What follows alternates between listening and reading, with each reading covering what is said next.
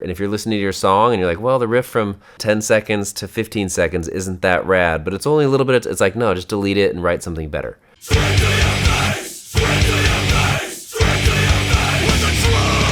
What's up, everybody? I'm Finn McKenty. This is the Punk Rock MBA, and welcome to the first of what I hope will be many episodes in which we review your music. And by we, I mean me and a different guest that I'm going to bring on every episode.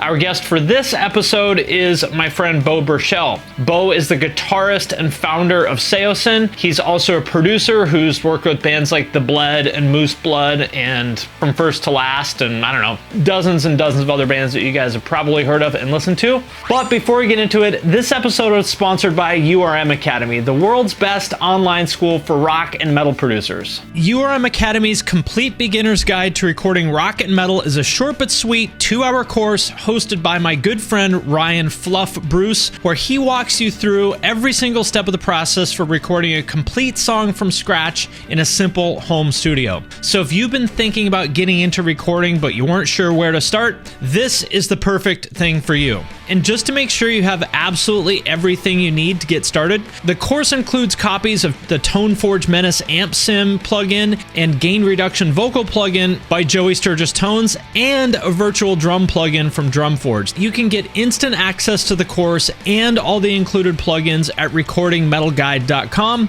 There's also a link in the description. So with that out of the way, let's get into it. Okay, first up we have Satyr. Hey, I'm Michael, but you can call me Soup, whichever you prefer, because I ain't picky. I play in a band called Satyr, that's S-A-T-Y-R, from Atlanta, Georgia. We play guitar music, also known as progressive post-hardcore or progressive metal. We do stuff like this, and this, and even this. Oh, you hear that music? Oh, we wrote that. Groovy, huh? Wait. Listen to this part. It's in 15/8. We also sell stuff. Shirts, CDs, socks. All our music is on Spotify, Apple Music, YouTube, Bandcamp. We have one EP out right now. It's called Neutrino. It's alright. We are currently writing and are about to record our debut full-length album. To everyone still watching, listen to Satyr and keep an eye on our future endeavors. I don't know, man. I don't even listen to Saosin'S. The reason why I picked this is basically just because it's a perfect example of what I am always looking for from bands. Like, they don't take themselves too seriously. It's not rocket science. It just makes them seem like cool, fun guys, which then makes me want to like their music, right? I mean, it's that simple. And the other thing I really like about it is the video is obviously low budget, but instead of trying to hide that, they go all in on it. I mean, it looks like some shitty video from the early days of MySpace, right? And I love that. My favorite part is when he's like petting the fire hydrant. We have one EP out right now. It's called Neutrino. It's alright. Okay, Satyr. Hopefully I'm saying your name right. And if not, I feel like I get a pass because I'm also in a band that is hard to pronounce. I feel like you guys have some cool stuff. As of now, I think that it's that classic case of super talented guys in a band, but it's almost like you're too talented for your own good. It feels like you guys are scared to write just a song. Listening to it right off the bat, the like the Kemper kind of guitar sounds were a little bit of a turn off for me. Like the totally drum sample replaced drums were kind of a turn off. You know, you can tell that there's been some heavy photoshopping of this band. I think that they're probably ready to work with a producer who's willing to push them and maybe force them to write some songs. And next up we have Letters to Amara.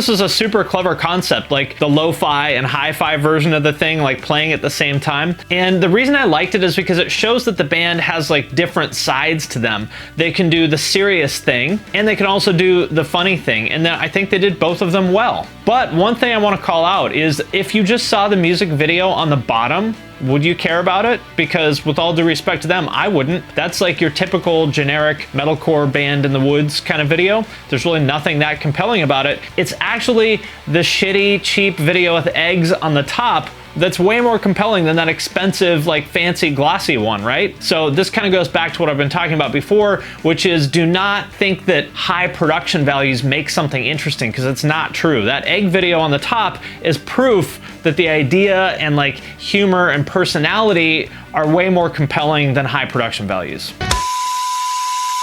I guess I'll do the positives first. The dude's scream voice I really like a lot. I think the girl's voice is good. The song itself is pretty good. The lead guitars, I think, are the main thing that are really bringing this song like way down. The lead intro riff,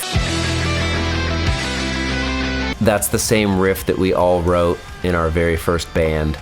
I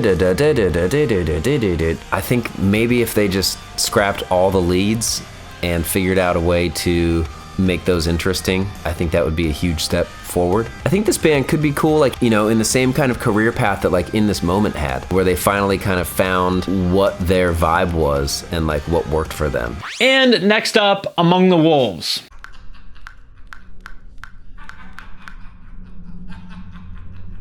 I've finally done it! I've created the perfect pop-punk track! Riley! Yes? Would you like to do the honors? Of course. My life's work culminated into this one track.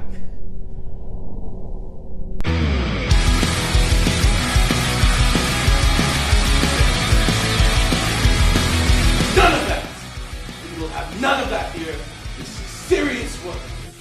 Sick of always waiting. I feel like I'm procrastinating as I'm watching these days go on.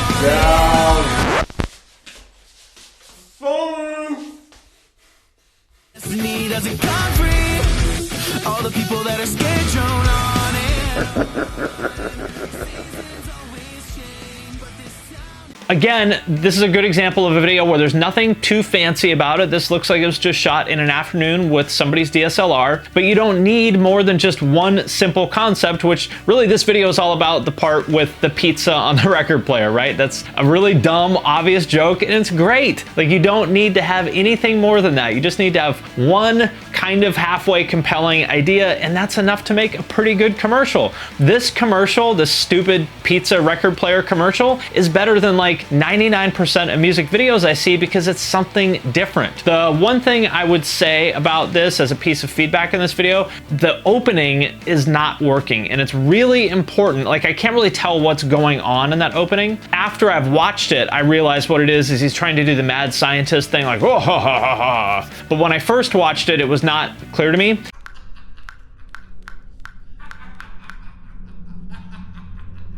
And the reason I'm harping on that is because the first 5 seconds of your video are super, super, super important. If you don't hook people in like the first 2 or 3 seconds, they're gone. That's why I put those clips in the beginning of my videos that some of you don't like, but I want to open with something like instantly engaging and interesting and entertaining instead of just me doing the intro. I think this is like pretty good. I wouldn't give it an A+, but it's a good solid B+, and that's all you need. None of that! We will have none of that here. Serious work. If I had to guess, it was definitely recorded by themselves. I think the song is okay, needs a lot of work. I think the biggest issue is, one, right now, this song had a lyric video with it, and personally I feel like even just reading the lyrics, I probably could have delivered a more convincing vocal performance than what is on there. I think you were way too focused on like production, trying to make it sound cool rather than like the songs themselves. I'm gonna sound like a jerk right now, but I think before you start adding in like reverse snare drums to a production, focus on getting the original snare drum to sound good before you start adding in all the extra stuff. You know what I mean? You're trying to do way too much before you have the meat and potatoes there. Better vocal performance, better recording, reworking some of the corny lyrics. The really high octaved guitar lead things sound pretty dated and kind of corny. Kind of needs the normal work that, you know, a producer who cares about the song would put into it. And next up, Senshi.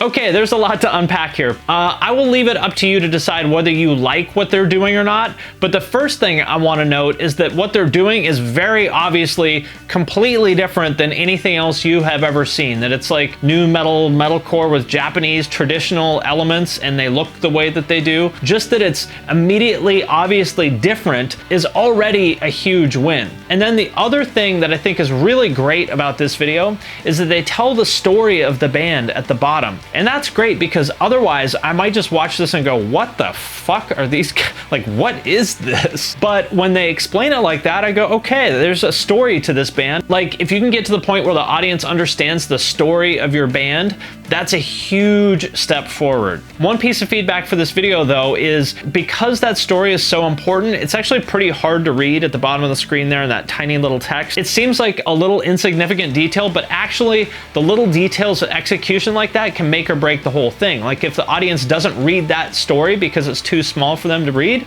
well, then this video is not half as successful as if they did read it, right? So that stuff does matter.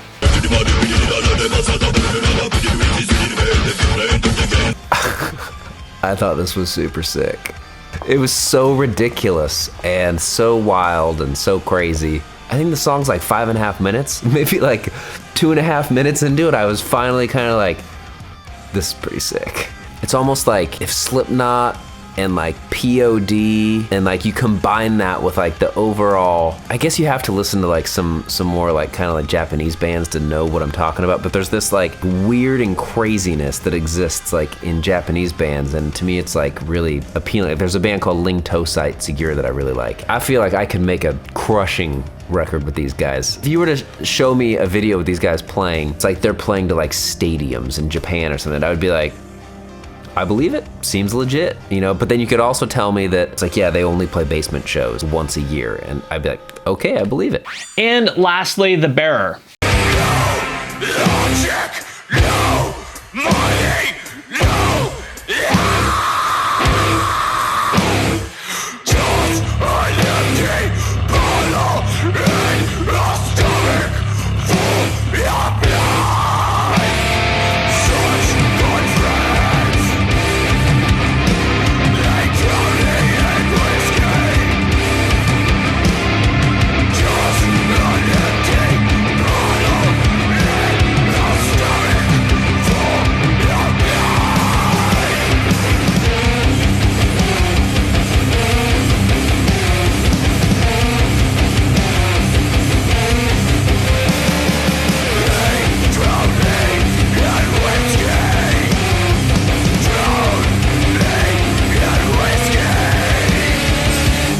If you have no resources whatsoever, like if you don't have a camera, if you have zero resources, you can still make something cool. This video is just lyrics over this background footage that looks to me to be like somebody having some sort of episode on the floor of a convenience store, and it's reversed. So it just seems kind of weird and unsettling and dark, which totally matches with the music and the lyrics. Again, maybe I wouldn't call it an A+, but it's definitely a good solid B+, and that's totally workable. And I'm not encouraging you to cut corners at all. I'm just saying that when it comes to like making commercials and other marketing assets, I think oftentimes a better strategy, instead of trying to make the one perfect one, is try to make like 50 B pluses. And probably by putting out that like really large number of assets, you'll find one out of there that actually is an A plus. They had some elements of kind of like a Norma Jean, Bless the Martyr type of vibe, but when Norma Jean did it, it was scary and it was like crazy and it was like, oh my God, this is insane. It's not really convincing. I don't know, it sounds like he's trying to sound like he's mad, but he's not actually mad. Without like a dominating vocalist, you know, someone like, like the Corey Norma Jean, Corey from Slipknot, dude from Coalesce, Sam Architects, dude from Turmoil, VOD, Strife. I mean, like the list goes on as like, in my opinion, dudes with just sick scream vocals, right? So I think without a guy like that that's really gonna carry the weight of your band, you really need to focus on your riffs and just making every riff and every part as awesome as it can be, you know. And if you're listening to your song and you're like, well, the riff from 10 seconds to 15 seconds isn't that rad, but it's only a little bit, it's like, no, just delete it and write something better. You just need to make it to where every riff is awesome. The listener is only going to listen to your band as long as you can keep their attention for. And if you start just throwing out like mediocre riffs, then you're just going to get skipped, and then you're never going to break through all the noise of, 20 million other bands doing the same kind of thing. All right, there we go. The first episode of We Review Your Music is in the can. I hope you enjoyed it. Hope you found it interesting and cool and inspiring to look at all the cool creative shit that all you guys made. Once again, thank you very much to every band that had the courage to put themselves out there, because I know that's not easy, especially when you're doing this for the first time and you had no frame of reference for how this could be done. Thank you also to Beau for being part of this. Give him a follow on Instagram. Check out beauburchell.com if you're interested in working with him on a record or anything like that. And stay tuned for next episode's guest. I will announce that very soon, but I think you're going to be pretty excited. He's made a lot of really heavy shit, so if you're in a metal band, this is a guy you may want to talk to. And with that, I'm going to sign off for now, but I will see you next time.